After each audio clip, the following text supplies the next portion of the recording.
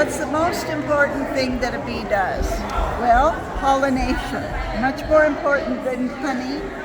We need pollination. So to demonstrate that, I have a little stick. This is my pollination stick, and it's called a bee. And this is to represent the hairy part of the bee. It has to go over to the almond blossom, and it rubs on the pollen, and then it fertilizes the flower so that it'll make an almond. It has to be done that way, or cross-pollination from flower to flower. Cool. My big bee, she's a worker bee with all the parts that you need to know about. The 3 eyes on top, the 2 larger eyes, the tongue, which is really about as long as her body, but it looks like a feather on the end, so that's why that feather's there. This is a pollen basket, and this is where the bee puts the pollen after she has collected it and combed it off of her body and put it under her knee and squished it and then put it in her pollen basket. That's incredible. So here we are at our hive. We're going to do an incredible shrinking action now. So when you pass her there, you get suddenly smaller and smaller, so you're the size of a bee. I'm shrinking! Yes! So little! And here we are, and we are finding out about the hive. Wait, we just emerged from our cell, so now we're adult worker bees. This shows a little about the place we may have emerged from. Then here's a drone that emerged from his cell. And we have some honey. We've fed bee bread to the babies. Oh, can we put some royal jelly in there? Well, they need the royal jelly first for the first 3 days. And then the bee bread. And then what we have to do is take one of these to feed the queen, because that's all she eats. Wow. So now we're going to have an audience with the queen. Yes. Nice.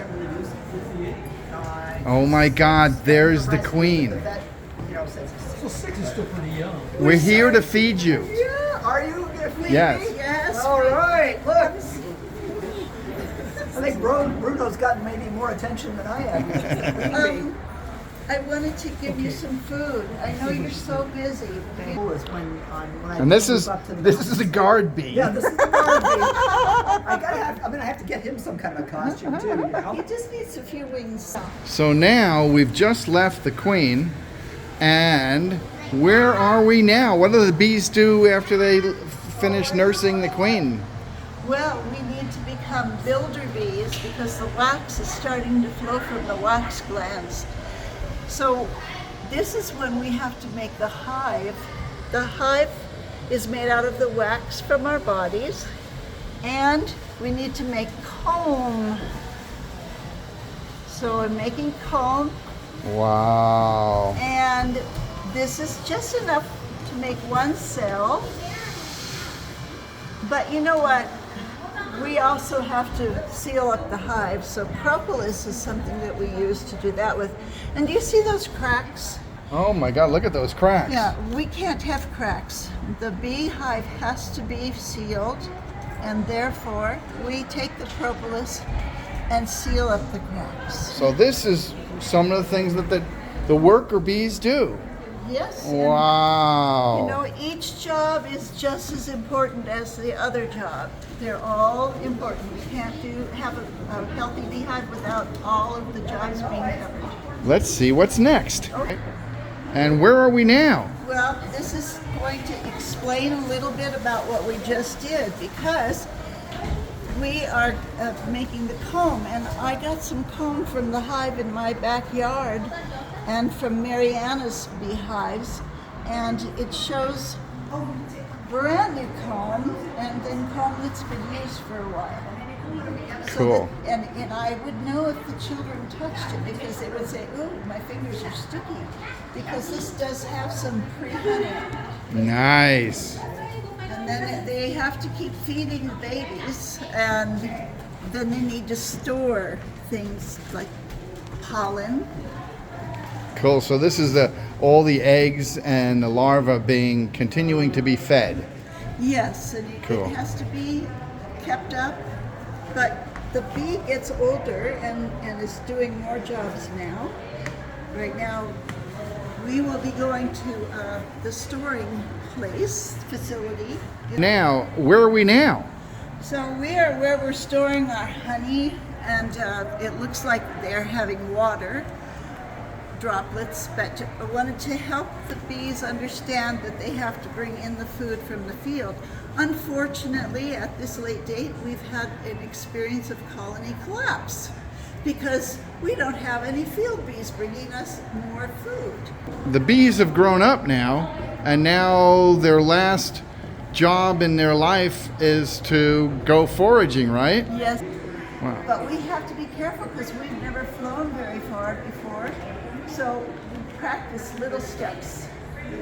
Okay, we're down from the landing board, and now we have to come back up to the landing board, practice again. And then after a while, we learn that the sun is out, and the 3 dots at the top of our head, which are 3 of our eyes, are going to help us to remember where to find the hive that we came from, and where to find when we go out and forage. So here we go. So we're going out for our first foraging flight. Yes. And the foraging, they forage for four different products. Blue, we made blue discs for water.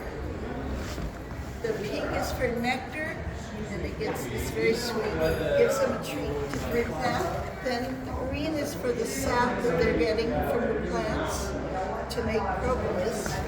And the yellow is the pollen that they're collecting on the hairs of their bodies. So if this is your first flight, what are you going to come back to the hive with? Well, first I have to gather it. I'm going to get some nectar because I'm thirsty. And then I'm going to get some pollen. And it usually collects on my hairy body, so I have to comb that into my back of my knee to squish it, and then I put it in my pollen basket. Wow, and then now you fly back to the hive? I do, and then I have to feed. So the guard bees, they're not here, so, well, they can't tell. We just have to make sure we leave the food here, and the workers will then take it from the other side. Wow, cool. And what is this event that we're at?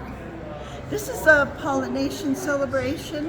In Eagle Rock, right? In Eagle Rock at the 20th Century Women's Club. Wow. And thank you for all the work that you've done to put this together. It's wonderful. Everybody, next time you see Mary Landau, give her a big hug and a big kiss and thank her for all of her efforts.